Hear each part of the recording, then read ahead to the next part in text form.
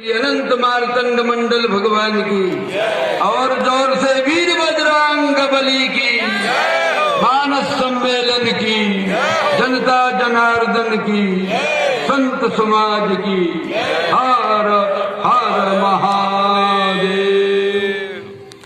गणपत्य हैं, हम सौर हैं, हम शाक्त हैं, ऐसा नहीं कोई संप्रदाय।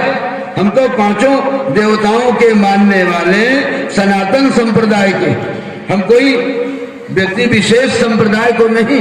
पांचों अन्य अन्य जो संप्रदाय हमारे यहाँ से निकले हैं वे हमारी शाखाएं हैं और हम मूल रूप में हैं। सनातन धर्म में हमारे भगवान श्री रामभद्र का चरित्र देखिए, वो पांचों देवताओं का अर्चन बंदन करते थे। रमा रमन पद बंदी बहोरी और गणप गौरी त्रिपुरारी तमारी।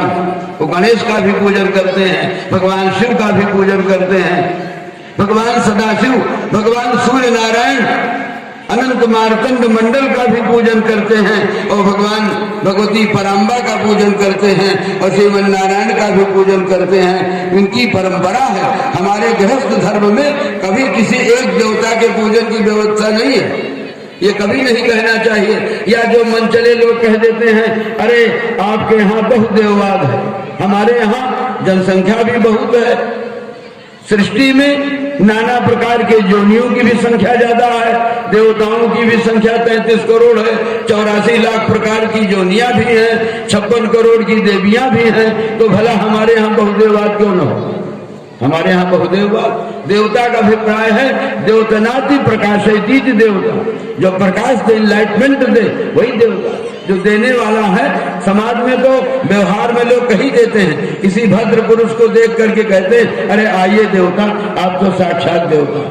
जो प्रकाशमान हो व्यवहार में भी उसको देवता कह देते हैं। जो हमें कुछ दे रहा है, प्रकाश दे रहा है, संस्कृति दे रहा है, हमारे जीवन में संस्कार दे रहा है, हमारे जीवन में नित्यानुष्ठान कर्म प्रकाश दे रहा है, भला वही देवता। हमारे यहाँ व्यासवृंद भगवान की महिमा सुना रहे हैं, वही देवता। हमारे यहाँ विचित्र विचित्र प्रकार की सृष्टि में जीव हैं और हम उन जीवों में भी देवत्व देखते हैं। अनेक जीवों में देवत्व की कल्पना की जाती, वृक्षों में भी देवत्व की कल्पना की जाती। पीपल के वृक्ष में वासुदेव, नीम के वृक्ष में शीतला देवी, अनेक वृक्षों में, और इसी प्रकार वृक्ष वृक्ष में, पलाश के वृक्ष में ब्रह्मा जी और बरगद के वृक्ष में भगवान सदाशिव, अनेक प्रकार के देवताओं का अभिधान किया जाता है। भगवती गंगा जो भौतिक रूप में बह रही हैं, वही आध्यात्मिक रूप में गंगा सबके हृदय में विराजमान, सबके पीड़ा पिंगला के रूप में विराजमान वही गंगा जमुना और वही गंगा भगवती पराम्बा सारे विश्व ब्रह्मांड को पवित्र करने के लिए नाम रूप में विराजमान है। पद्म पुराण जी कहते हैं 1200 किलोमीटर से कोई गंगा गंगा कह दे, एक 1200 किलोमीटर दूरी से गंगा गंगेति ब्रूयाद जना नाम सतैरपि मुच्यते सर्व पापेभ्यो विष्णुलोकम से गच्छति। 1200 किलोमीटर दूरी से कोई गंगा गंगा कह दे तो पापों से मुक्त हो जाएगा। गंगा में ये शक्ति है, नाम में ये शक्ति है, नाम में अनंत शक्ति। तो ऐसी शक्ति संपन्न उस भगवान के नाम लेने के लिए गंगा भी पर्याय की दृष्टि से भगवान में ही है, क्योंकि भगवान कभी किसी कल्प में जो परमात्मा निराकार है, जो साकार परमात्मा है, वही निराकार रूप में गंगा के रूप में प्रवाहित हो जाते हैं। वही गंगा गम गमयती थी ब्रह्म पदम सा गंगा, वही जो गंगा है वो सारे विश्व ब्रह्मांड में व्याप्त है। वही भगवान के नाम है जिनके लिए हम आयोजन कर रहे हैं। सारा आयोजन भगवान के नाम में ही समर्पित होता है।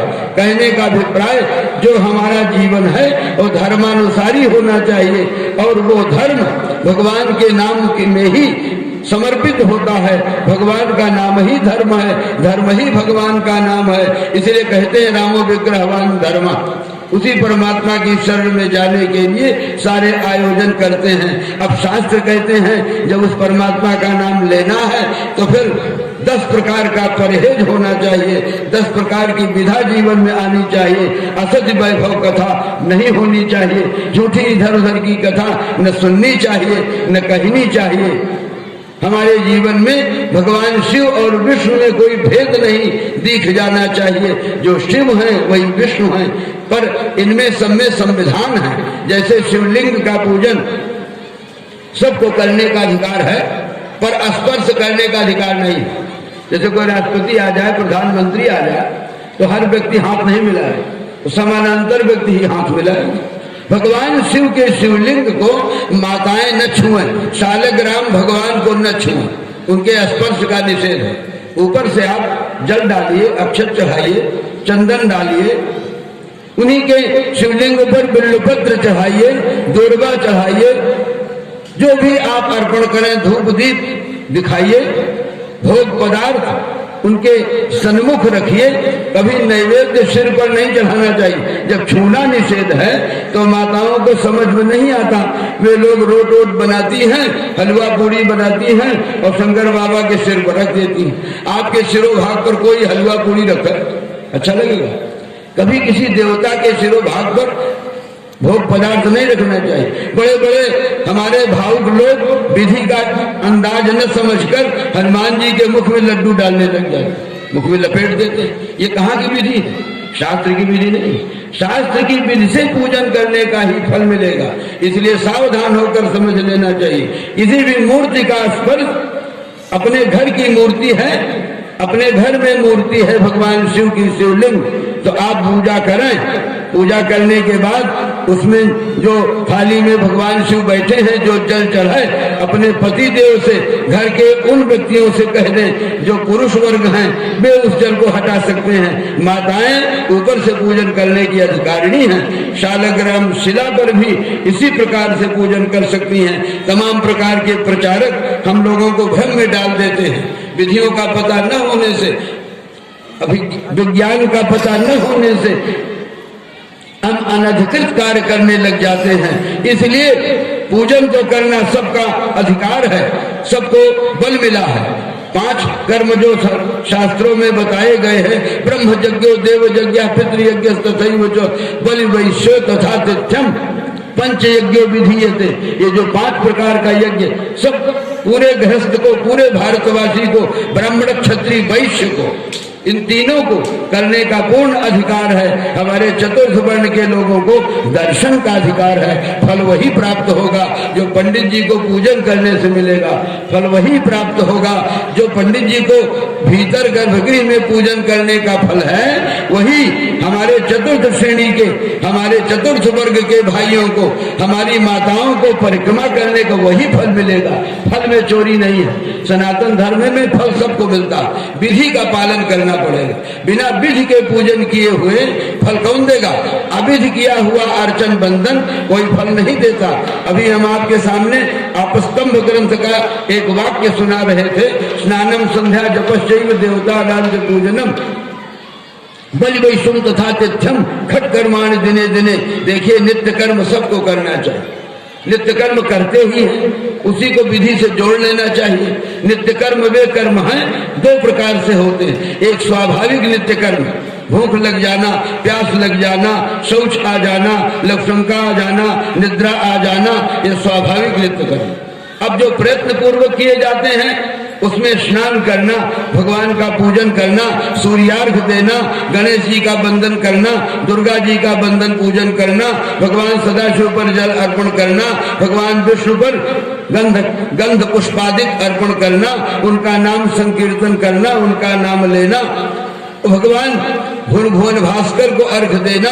ये जो हमारी विधा है ये पूजन में आती है और ये नित्य कर्म में प्रयत्न पूर्वक किए जाने वाले कर्म हैं, इनको करने चाहिए। फल क्या है?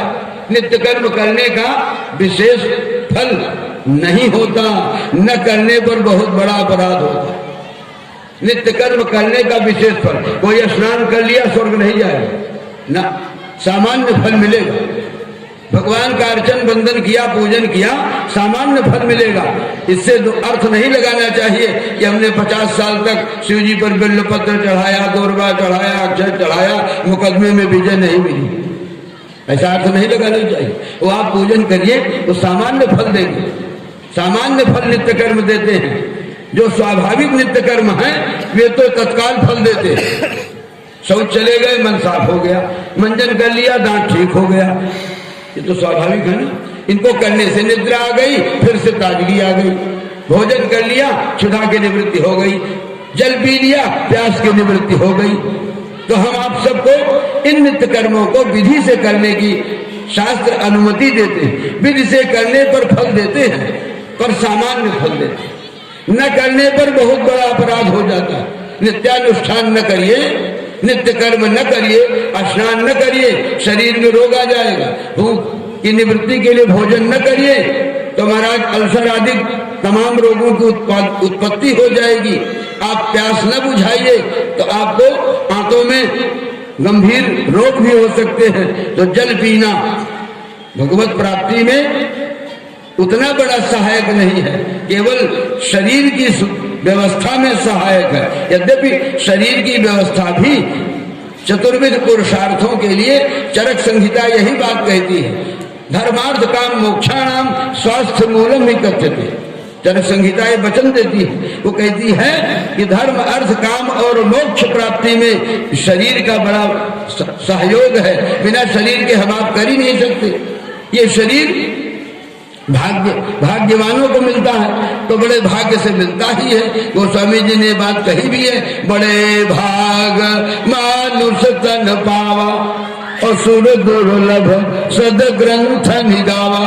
बड़े बड़े ग्रंथों ने इस बात को प्रमाणित किया है। ये मनुष्य की शरीर मिली है, ये देव दुर्लभ शरीर है। देवता अपने पुण्य का फल देवलोक में भोगते हैं। कब तक? जब तक उनकी सीमा है पुण्य की। अब जहां पुण्य समाप्त हुआ फिर मनुष्य की योनि अथवा किसी अन्य योनियों में आ जाना पड़ता है और फिर उन्हें पुण्य कमाना पड़ता है। और पुण्य की एक सीमा है भोगने की। एक श्वेतछत्र नाम के राजा हुए अयोध्या के, बड़े प्रतापी, बड़े पुण्यात्मा, यज्ञ जागादि के द्वारा दिव्य दिव्य मंगलमय आयोजन करके और पुण्य कमाते थे, स्वर्ग जाते थे। लौट करके फिर राजाधिराज महाराजा हुआ करते थे। इतने बड़े सुख को प्राप्त करके देवलोक का सुख और फिर मानवाधिकार के अधिकार में मनुष्य लोक का सुख, इतना सुख प्राप्त करते थे, उब गए। एक जन्म में उन्होंने एक सभा बुलाई, बड़े बड़े जोगेंद्र मुनीन्द्र, बड़े बड़े मलात्मा विमलात्मा, बड़े बड़े देवतात्मा सब उनकी सभा में आए और फिर कहने लग गए, महाराज आप इस सभा के आयोजन का क्या लक्ष्य है?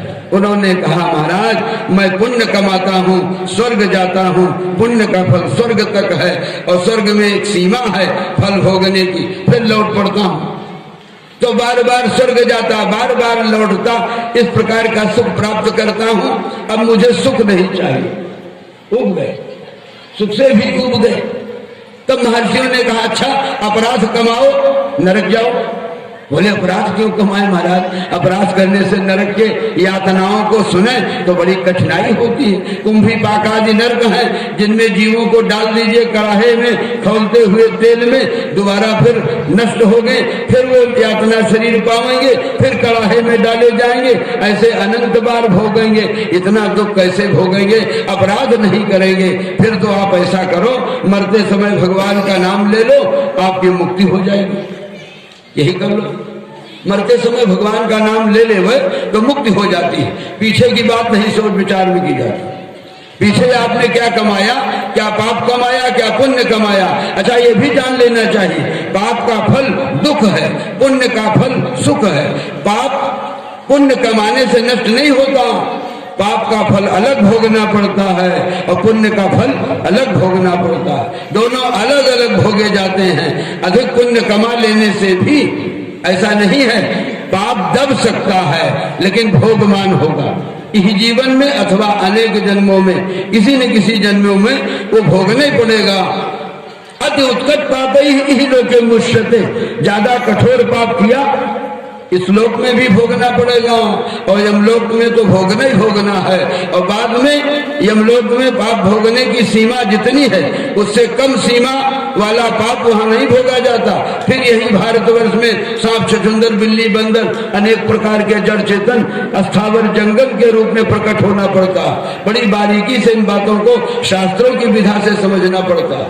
सज्जनों, कहने का अभिप्राय ये है, हम अपने जीवन में नित्यानुष्ठान नित्य कर्म करें और नित्य कर्म शास्त्रानुमोदित करें। कैसे स्नान करना चाहिए, कैसे हमें शौचादि क्रिया से पवित्र होना चाहिए, किस प्रकार से हम देव पूजन में प्रवृत्त हों।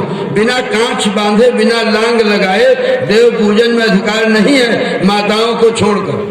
माताओं के लिए यह विधि नहीं है। माताओं को लाग लगाने की विधि नहीं दी गई। माताओं को 6.5 स्वर से बनाया गया और पुरुषों को 7 स्वर से बनाया गया। कोई पुरुष आवाज करे तो आप बता सकते हैं पुरुष बोल रहा है। माता कहीं आवाज करे स्टेशनों पर तो आप कह देंगे ये किसी माता की मातृशक्ति की आवाज है, क्योंकि उनके स्वर में, पुरुषों के स्वर में अपवाद रूप में कोई माता पुरुषों का स्वर बोलने लग जाए, कोई पुरुष माताओं का स्वर बोलने लग जाए, ये अपवाद है, सिद्धांत नहीं। तो कहने का अभिप्राय, माताओं को भगवान ने अलग बनाया। माताओं को दाढ़ी मूछ नहीं आती। ये गवर्नमेंट तो गवर्नमेंट है, क्या जाने जो कहती स्त्री पुरुष बराबर है, उसको क्या समझ में आ रही। माताओं के कमरस्थ में, कटिप प्रदेश में बल दिया। आप देखो ना, माताएं लड़ती हैं तो कमर पर हाथ धर के लड़ती, और पुरुष लड़ते हैं तो बक्षस्थल ठोक के लड़ते। तो पुरुषों को अलग बनाया और माताओं को अलग बनाया। भेद विधि कर हमको बता रहे थे आचार्य जी। सारे पूरे विश्व में, सारे ब्रह्मांड में भेद है। कल हमारे मानस मधुकर महाभाग बता ही रहे थे, परमात्मा के यहाँ 2-2 प्रकार की डायरिया है जिनमें भेद है। तो सर्वत्र भेद है, अब कहाँ भेद नहीं है, भेद प्रभेद की स्थिति है। इसलिए सावधान होकर के स्नानादि क्रिया और धौत वस्त्र पहन करके देखिए, बहुत विचार करिए। पैंट, पैजामा, चड्ढी, ये जितने भी वस्त्र दूसरे विभाग से आए, दूसरे लोगों ने इसे दिया। ईसाइयों ने दिया, कहीं मुसलमानों ने दिया। हमारे यहाँ तो धौत वस्त्र में लांग लगती है। बिना लांग लगाए पूजन पाठ का विधान नहीं है, इसलिए लांग लगा के पूजन करना चाहिए। स्नान के समय, शौच के समय, लघुशंका के समय हमें बड़ी पवित्रता रखने की आवश्यकता है। जहाँ लांग हटेगी, जहाँ कांच हटेगी, वहाँ यज्ञोपवीत कान पर होना चाहिए। और ब्राह्मण, क्षत्रिय, वैश्य को यज्ञोपवीत का पूरा अधिकार। माताओं को कोई यज्ञोपवीत पहनने की विधा शास्त्र में नहीं दी गई। हमारे 3 वर्णों में यज्ञोपवीत का विधान है, चतुर्थ वर्ण में यज्ञोपवीत का विधान नहीं है। उनका विधान उनके ऊपर वाले वर्णों में दिया गया। उनकी भी यज्ञोपवीत का साधन उनके ऊपर वाले वर्ण ही उससे धारण कर सकते हैं। एक बात और सोच लीजिए, ये संसार है, विचित्र है। इसमें तमाम प्रकार के लोग आ रहे हैं। वर्णाश्रम धर्म आज का नहीं है, अनादिकाल से चला आ रहा है। बहुत से लोग कल्पित कल्पना करते हैं, अर्थ करते हैं चातुर्वर्णम मया सृष्टम, मया शब्द को हटा देते। भगवान ने कहा 4 वर्ण मैंने बनाया। किसी ने मनगढ़ंत नहीं बनाया, किसी आर्य समाजी ने नहीं बनाया, किसी गांधी ने नहीं बनाया। गांधी ने भी वर्ण बनाया। उस गांधी ने वर्ण बनाया forward, backward, schedule caste, schedule tribe. किसी अन्य व्यक्तियों ने वर्ण नहीं बनाया। वर्ण तो भगवान के द्वारा प्रकट हुआ है। चातुर ब्राह्मणों से मुखमासी, वेद भगवान कहते हैं उनके मुख से, उनके श्रीमुख से ब्राह्मण हुआ। वक्षस्थल हस्त प्रदेश से क्षत्रिय हुआ, और उदर प्रदेश से, कटिप प्रदेश से वैश्य हुआ, और पादप प्रदेश से उनके हमारे शूद्र भाई हुए, और माताएं उनके वक्षस्थल से प्रकट हुई। कभी भी इस प्रकार का विचार छोड़ना नहीं चाहिए और किसी के बहकावे में नहीं आना चाहिए। ये सब गवर्नमेंट है, बता ही रहे हैं। ये क्या जाने वर्ण क्या है, आश्रम क्या है, नियम क्या है, धर्म क्या है। इनके यहाँ तो बताया जाता है ये सब बराबर है। अरे सब बराबर हैं, ठीक है। आम के पेड़ को काट के अरहर के पेड़ बराबर कर दो, फल ले लो, आप ले सकते हो। आप अरहर के पेड़ को चकवड़ के बराबर कर दो, अरहर की दाल ले लो, जो सब बराबर है तो सबको बराबर कर दो। अब सब बराबर कैसे हैं? एक माता के गर्भ से 2 बच्चे पैदा हुए, एक को बुखार हुआ और एक टनाटन है, कैसे बराबर है? हम कहते हैं कैसे बराबर? शास्त्र, हमारे आचार्यों ने कहा शास्त्रों की विधा से ये कोई बराबर नहीं है। सब में भेद प्रभेद है। बिना भेद के, बिना प्रभेद के, बिना 2 के दुनिया चली नहीं सकती। इसमें तो 2 है ही है, जीव ब्रह्म का विधान है ही है। इसीलिए ये जितने भी विधान हैं सब हमारे कर्मकांड पर विहित हैं। आप कह दें कर्मकांड से मुक्ति होगी, क्यों नहीं होगी? कर्मकांड से भी मुक्ति होगी। यद्यपि शिव पुराण में वचन आया है कर्मणा जायते भक्ति, कर्म से भक्ति आवेगी।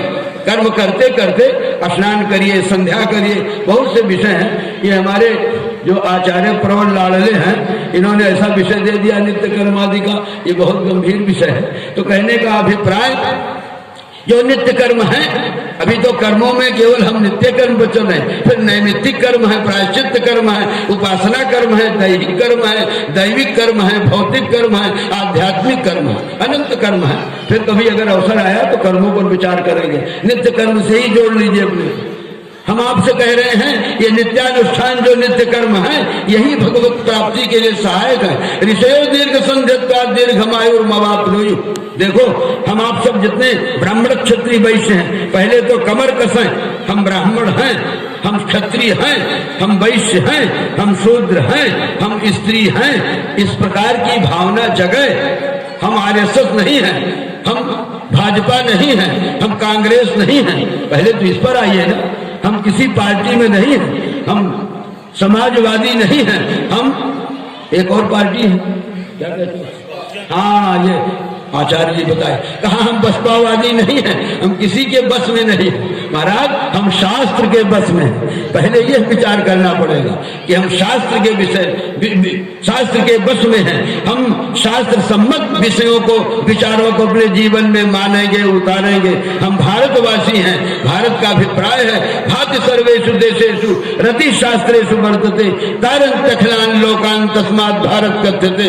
भा माने प्रकाश, ज्ञान, भा दीप्तम, जहां से प्रकाश प्रकट हो, जहां से ज्ञान प्रकट हो, आभा प्रभा दीप्तम, वो भा है। और रा माने शास्त्र है, रति शास्त्रे सुवर्तते, जहां के लोग अनपढ़े भी कहते हैं भैया पंडित जी के वेद में लिखा। अब उन्हें पंडित जी के पास वेद है तो उसके पास वेद है, लेकिन वेद की दुहाई तो देते ही। हमारे गोस्वामी जी कहते वेद पुराण सब गाते ही। तो कहने का अभिप्राय वो वेदानुप्राणित है ना रामचरितमानस, इसलिए रामचरितमानस भी वेद ही है। जैसे किसी के दादा परदादा मुखिया हैं और बच्चों को भी लोग आइए मुखिया, उनको भी मुखिया कहते थे। तो ऐसे इस दृष्टांतों के आधार पर हम सब वेद से ही, भगवान गोस्वामी तुलसीदास जी महाराज ने वेदानुप्राणित श्री रामचरितमानस को इस लोक में भाषाबद्ध किया, क्योंकि अगर संस्कृत में ही होता कठिनाई होती, इसलिए तात्कालिक भाषाओं को समेट करके उन्होंने कह भी दिया भाषाबद्ध कर विमय सोई। यद्यपि भगवान शिव ने इसकी रचना की, रच महेश निज मानस राखा पाय सुसमय शिवासन भाखा ताते रामचरित मानस पर धरे नाम ही हेरी हरसि हर। भगवान शिव ने इसका नामकरण किया और ये भाषाबद्ध कर दिया। और कल हमारे आचार्य बता ही रहे थे सावर मंत्र जाल दिन सिरजा, ये सावरी मंत्र अर्थ समझिए चाहे न समझिए, ऐसे भी तमाम आचार्य हो गए हैं, जगत गुरु लिखने लग गए हैं और अर्थ का अनर्थ करने लग गए। वो कहते हैं चौपाई गलत, हम दूसरी चौपाई बनाएंगे। आप कौन होते हैं बनाने वाले? हमारे गोस्वामी जी अनादिकाल से चले आ रहे हैं। वो आज रामचरितमानस को प्रकट किया और रामायण तो भगवान सदाशिव ने अनाद रामायण शतकोटि मानिए महेश जी जान, 100 करोड़ रामायणों का सिद्धांत, उसका निचोड़, उसका सार तत्व रामचरितमानस के रूप में गोस्वामी पाद जी ने भगवान शिव की कृपा से इसको प्रकट किया, तो साक्षात वेद ही है। इसलिए रामचरितमानस में सारे सिद्धांत लिखे। अब उन सिद्धांतों को तो हमारे आचार्य श्री ये सब बताएंगे। हमारा कहने का अभिप्राय है हम आप सब नित्य कर्म में पहले निष्णात हों, करने का अभ्यास करें, कच्छबद्ध हो करके और दिव्य वस्त्र धारण करके, यज्ञोपवीत धारण करके, माताओं का यज्ञोपवीत द्वारचार में उस कन्या के पिता ये कबात कहते हैं स्वकीय कन्याया तस्मात् स्वधर्मानुष्ठान अधिकार प्राप्त चर्चे इमे यज्ञोपवीत पवित्रम श्रेष्ठाय बराय पात्राय तो हम संप्रदते। वो कन्या का यज्ञोपवीत, पत्नी का यज्ञोपवीत, माताओं का यज्ञोपवीत उनके पति के पास है। इसलिए माताएं स्वयं इंस्पेक्शन करें, निरीक्षण करें। जनेऊ 2 पहने गृहस्थ के लोग, गमछा भी अभाव है तो 3 पहने, वस्त्राभावे उपवस्त्राभावे त्रयोपवीतम धारे, 3 पहने, 4 भी पहन सकते। वानप्रस्थियों को 4 जनेऊ का विधान, कारण वेद मूलक है, श्रुति का, इसलिए वेद सूत्र वेद मूलक कर्ण पर ही चढ़ाया जाता है, कान पर चढ़ा ले लक्ष्मण का सौर। जब भी आप कच्छबद्ध न हो तब हमेशा हमेशा के लिए यज्ञोपवीत। अब कोई पर्दे पहनता तो जनेऊ कहाँ रखा, फिर हमेशा काने पर रखा, क्योंकि उसमें कांच होती नहीं। इसीलिए बहुत विचार करने की आवश्यकता है। सब लोग कच्छबद्ध हो, सुबुद्ध हो और आसन ऊन का हो। 3 प्रकार के आसन का विधान किया गया है। ऊन का आसन, चर्म का आसन, कुशा का आसन। कुशा के आसन पर केवल नैष्ठिक ब्रह्मचारी और ब्राह्मण को अधिकार है।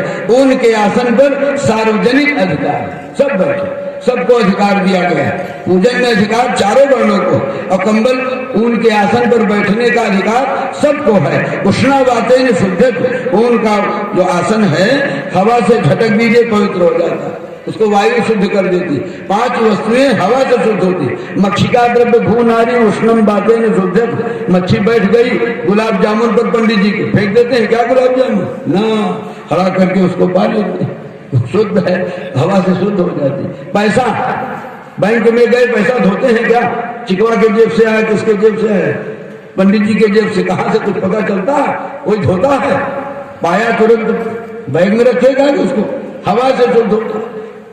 भू पृथ्वी, माताओं को भी शुद्धि की दृष्टि से शास्त्रों ने विशेषता दे दी है। मक्षिका जब भू नारी उष्णम, ऊन के कपड़े वातेन शुद्ध थी, हवा लगने से शुद्ध हो जाता। इसलिए शास्त्र की एक एक बात पर कुतर्क की आवश्यकता नहीं है।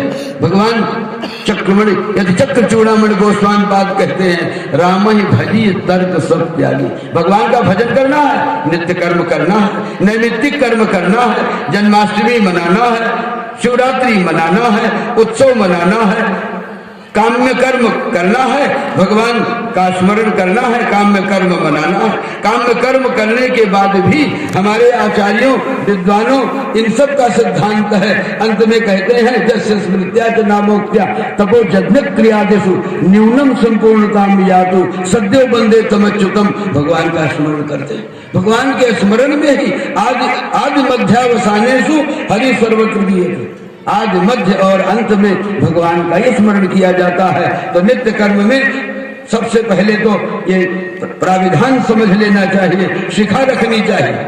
हमारे भगवान श्री कृष्ण कहते थे यशोदा मैया से, मैया कबही बढ़ेगी चोटी, ये तो दिन भयो खात माखन रोटी, अबहु रही है छोटी।